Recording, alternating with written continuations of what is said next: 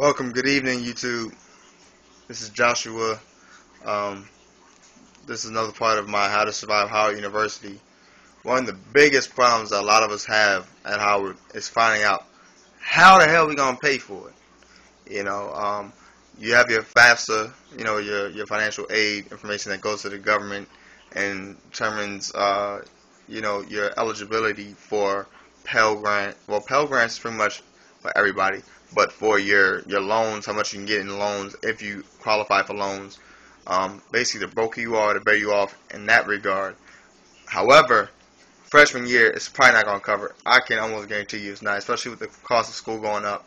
I'm not sure what freshmen are paying now, but the best thing you have going for you is that the longer you go through school at Howard, they cap it at how much they can increase tuition from your freshman year. So if they went from 7,000 your freshman year to 10,000 the next year for the next incoming class, you're likely only going to pay maybe 1-2% increase from your freshman year from that 7,000. So you won't be paying that 10,000. I believe now as it stands it's something like 7,600 that I'm paying. Maybe it hasn't gone up that much, but I was in a situation to where I know how I was gonna pay for it. My freshman year, my grandmother, God bless her soul, was willing enough to co-sign a loan to help me pay for school, at least the first semester. First and second semester, my grandmother was really there to help see me through. But we're not all blessed with the people that have the means, the capability, or the willingness to do something like that. So what do? You've been accepted. You can't pay for school. You have a number of options at your disposal. One that I found that I personally use, that a lot of people sleep on, is ROTC. At Howard, there's both Air Force and Army, but you're not restricted to Air Force and Army. If you want to do Navy, they have a crosstown program where you can go to, I believe it's George Washington University, and participate in their Navy ROTC. I'm an Air Force ROTC, so I'm going to speak from that standpoint.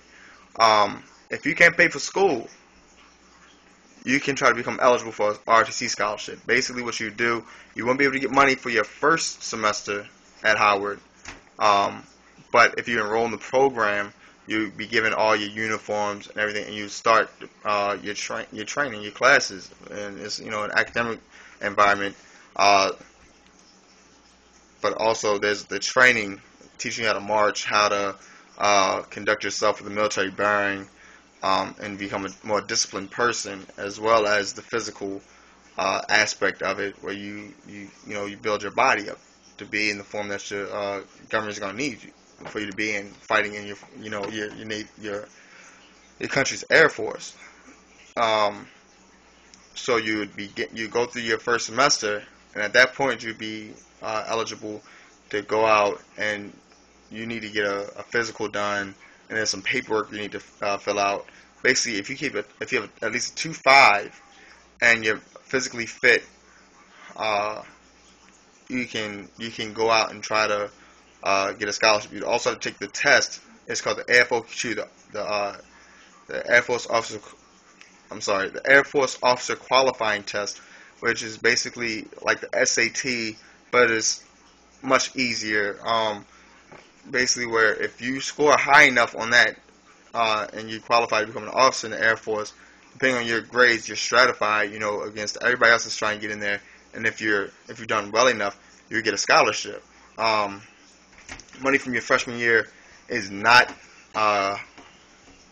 you do not have to pay that back. So if you get the money for that next semester of your freshman year, you don't want to keep it, your scholarship, because you don't want to have any type of commitment. You can drop the course. You won't be getting any more monies from the Air Force, but at least you got your way through that. If you decide to stay in the program longer, you're in the GMC program, where you're learning the history of the Air Force, the military, different military operations. Also, you're getting more training with marching, bearing, and the likes, as well as your PT, your physical training. Sophomore year, you're trying to become eligible to become a member of the POC, which begins your junior year and sets you up to graduate and commission as an officer in the Air Force. Then you have to go through the paperwork to try to get an enrollment allocation slot for field training, which is basically like the officer boot camp.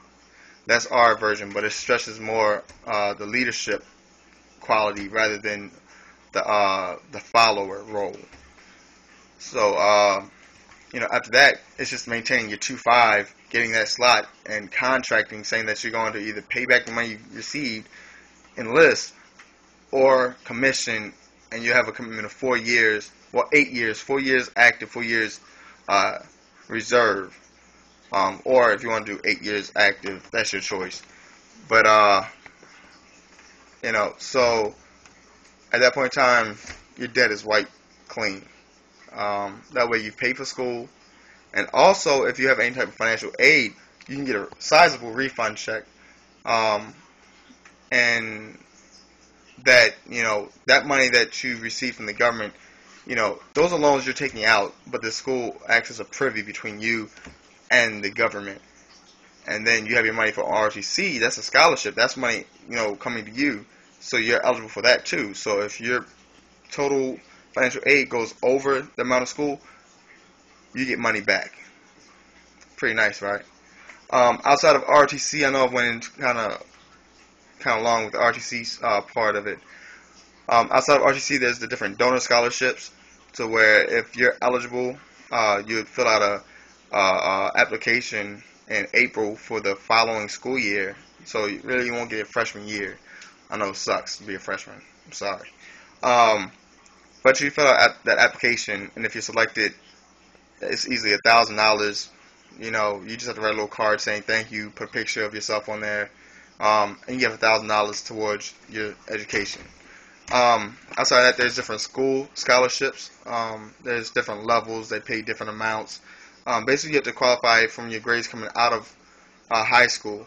However, if you maintain a high enough grade after your first semester, second semester, you can get on scholarship. That ranges from anywhere from full tuition, room, board, meal plans, and a stipend for books to just maybe half of tuition.